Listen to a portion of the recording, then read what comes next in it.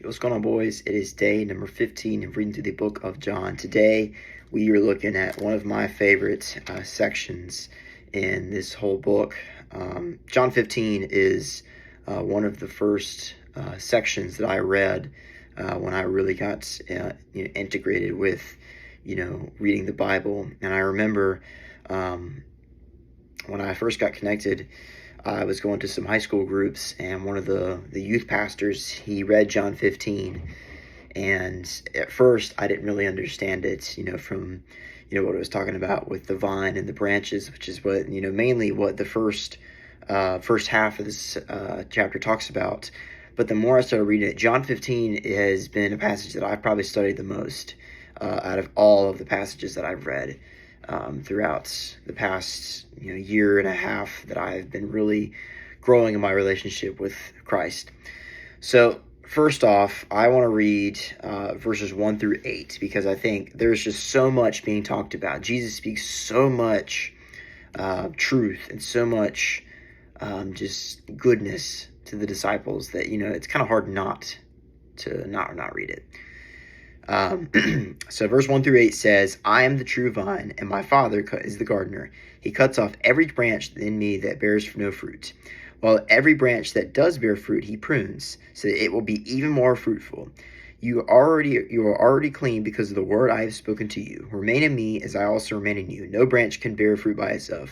It must remain in the vine. Neither you can bear fruit unless you remain in me. I am the vine, you are the branches. If you remain in me and I in you, you will bear much fruit. Apart from me, you can do nothing. If you do not remain in me, you are like a branch that is thrown away and withers. Such branches are picked up, thrown in the fire, and burned. If you remain in me, and my words in you, ask whatever you wish, and it will be done for you. This is my Father's glory, that you bear much fruit, showing yourselves to be my disciples. So there's a lot going on here. First off, we get a glimpse of what our lives are intended to look like. He's comparing us to a vine of a plant, and that God, the Father, is the gardener. He's the one that takes care of the garden, waters it, gives it everything that it needs. God gives us everything that we need. Everybody thinks that God doesn't give us enough. He doesn't give us enough money. He doesn't give us enough friends, give us enough whatever, but he does. God gives us exactly the amount we need. He doesn't give us too much. He doesn't give us too less. He gives exactly what we need. And so what we get a glimpse of is that God forms us into who we were meant to be. God formed us with his bare hands. And when we call back to Jesus and place him at the center of our lives, we begin to see things change within ourselves. Jesus tells us that, he prunes us for those who believe in him. And the word prunes simply means, when you think, well, let's give an example here. Think of a rose bush or like a rose plant of itself. You have a rose that comes out of the ground, and it's one stem with one rose on the end of it. And so, God, he tells us that God will cut that rose. And what happens is that rose grows back, but now there's two roses. And he cuts it again, and now there's four, and it doubles. Every time it gets pruned, it doubles. That's how our lives are. So think about it like this. You grow, and you feel like you're stuck. That's where you've been pruned. That's where God says, all right. He says, let's stop you here for a second, and let's see how well you can continue to grow. And you will continue to double your faith every day, from the people you talk to the things, to the actions you're living out, to the way you're relating with God. That's what he's getting at here. And that's what Jesus is telling us, is that, look, our faith must remain in Jesus always. Without Christ, we can do nothing. It tells us again, apart from me, you can do nothing. He tells us literally, we are like the branches that are just sitting there on the ground. You go out in the woods or maybe in your yard and you see all these sticks laying in the ground, like they're dead, like they're just laying there, and eventually they're going to crumble and they're going to fall apart. And that's why a lot of these sticks, especially for me growing up, we just gather sticks out of the yard and we throw them in the fire pit. That's basically what he's getting. It's like, look, without me, you are like a stick sitting in the yard that's just going to get picked up and thrown into the fire. That's what you are without me. And it's not trying to scare us, but it's like, don't be like that. Don't be separated from me to the point where, you forget who you are. And next thing you know, you are suffering an eternity of separation. we can't grow on our own. We can't. We must stay rooted in the vine. Jesus is the vine.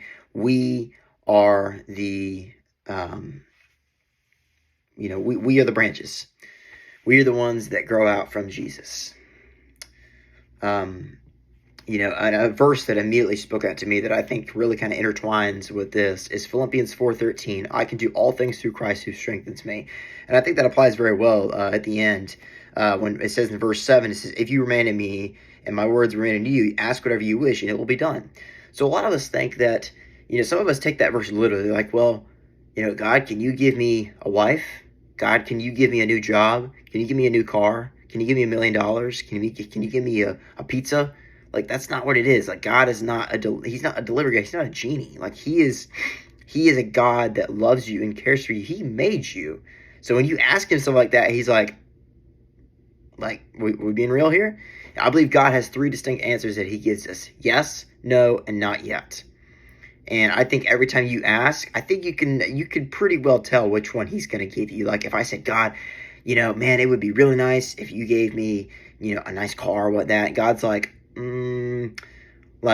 we can give you a new car, but you got to work for it. Like, you gotta show me that you can handle it. It's like, when you get a new job, like, or you get a new position or something with your family, like, can you handle it? Because if you can't handle it, why do I need to give it to you, right? And so that's just one of the examples that I thought of right away. The other thing that I thought about was the easiest way to remember this, especially when it says, apart from you can do nothing. Think about a light bulb. You buy a light bulb you go to the hardware store, you buy a light bulb. And you're sitting there, you're holding your hand. I don't have one in my hand. I wish I did. But you're holding it in your hand. And you're like, this light bulb's supposed to light. It's not doing that. I'm holding it. Why isn't it doing that? Well, because it's not where it's supposed to go, right? You have to put it in the socket or wherever it's supposed to go, and you flip a switch and it turns on. A light bulb has 2 jobs, either to light or to not. And with it being taken out of the socket that it's supposed to be in, it can't light. That's how we are. We are not embedded in the socket that we were supposed to be. We're not rooted in who we were supposed to be. We have to search and find that. Jesus will tell us. He'll guide us to that place you're supposed to go, and we will be flipped and changed. Repented. We will repent of our sins, and automatically will turn, and that light bulb lights up, and we can see the way things are supposed to be, the way God intended us to be. Really great passage, by the way. I highly would encourage you to read John 15 in your free time. The next thing I want to take a look at is our standpoint with Jesus, how he addresses us. Verses 14 through 15, Jesus tells us, you are my friends if you do what I command. I no longer call you servants, because a servant does not know his master's business. Instead, I have called you friends. For everything that I learned from my Father, I have made known to you. So Jesus is like, I don't hold back. I tell you exactly what the Father tells me. He's like, you are not servants of mine. Like, you are my disciples. You are my friends. Like, you are the ones that I trust. I trust you all. Jesus speaks the truth to us as companions because he loves us and he cares for us. He doesn't just say, hey, go do that. Like, he's not a servant. He's not like a boss to us. Like, he is, yes, he is Lord and he is the King of Kings, but he just wants to be our friend. He wants to love us. That's the whole thing. People think Jesus is this dictator over everybody else. Like, no, he's not. He is someone who wants to love you and care for you. Think about how much, a parent cares for you. Or think about someone that, you call a friend that you could talk to every day. You can call and pick up the phone. Like, I could call and pick up the phone with my friends right now, and I could talk about whatever. Or maybe I could call and talk to someone I hadn't talked to in a couple of weeks, and we talk about whatever. That's what Jesus is. We could pick up the phone and talk about whatever. He doesn't accuse you for, not talking to him at all. He doesn't accuse you for, not trying. Like, he just wants to hear your life. He just wants to hear what's going on. Like, hey, man, like, what's going on? Like, tell me what's going on. What's going on with your job? What's going on with your family? What's going on with, whatever, like, he just wants to know. And then that's where you grow. That's where he's like, all right, well, here's what we do about it. And so this brings me to the last thing. This is the part that a lot of people kind of, are drawn away from. And this last section that I want to look at, it's called The World Hates the Disciples. So discipleship is a term that simply it doesn't simply just mean you're a Christian. Yes, it does, but it means that you are truly devoted to the teaching of Christ, that you're going to live them out fully to your most possible extent. And And so at the start of this, verse 18 through 19, we get a glimpse of what Jesus is kind of indicating with this. He says, "If the world hates you, keep in mind that it hated me first. If you belonged to the world, it would love you as its own. As it is, you do not belong to the world, but I have chosen you out of the world. That is why the world hates you." So the world hates Jesus not because he speaks words of encouragement, but he speaks the truth.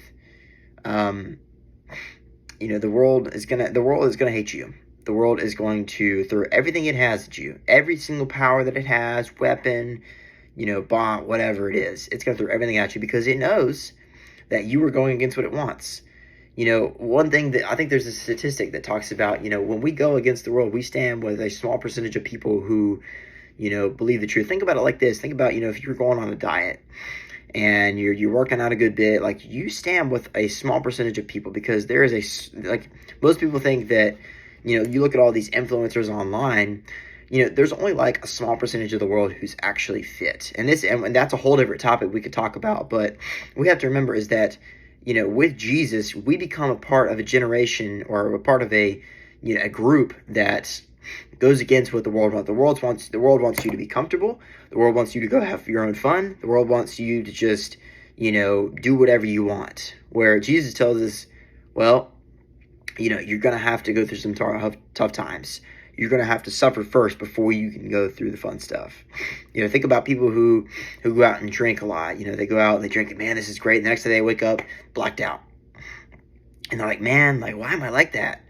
And it's like, well, like you knew going in, this is what was going to happen. I would rather this, and I'm going to say this boldly, I would rather go through the hard stuff first to then have the stuff afterwards be an ease. I'd rather not do the easy stuff and then get to the hard stuff and be like, yeah, I can't do that. I can't do that. That's just not how I work, and I hope that made sense to you. So this brings me to the last thing before we close out. Verses 24 through 25, Jesus tells us, if I had not done among them the works no one else did, they would not be guilty of sin. As it is, they have seen, yet they have hated both me and my Father. But this is to fulfill what is written in their law. They hated me without reason.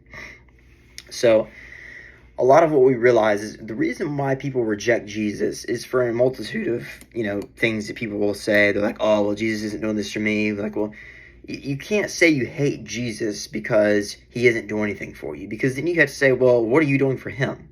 Like, are you engaging in his word? Are you reading his word? Are you going to church? What are you doing? Because if you think Jesus is just going to take care of everything, if you just sit there in your chair and you're like, he's not doing anything, well, because that's not how it works. That's not how it works. You have to be willing to stand up and say, you know what?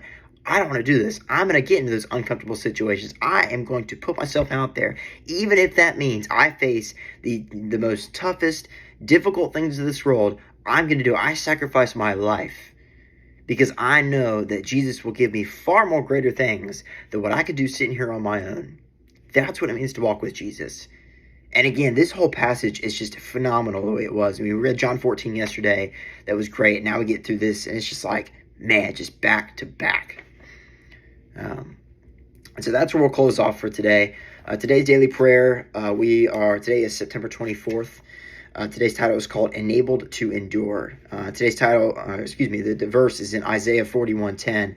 Which says, don't be afraid, for I am with you. Don't be discouraged, for I am your God. I will strengthen you and help you. I will hold you up with my victorious right hand. God, you are my God. I want to seek you earnestly. My heart and my soul cry out for you desperately. If only I knew the gravity of missing out on seeking you like you want me to. I think I may be surprised by what you have for me if I could demonstrate more discipline.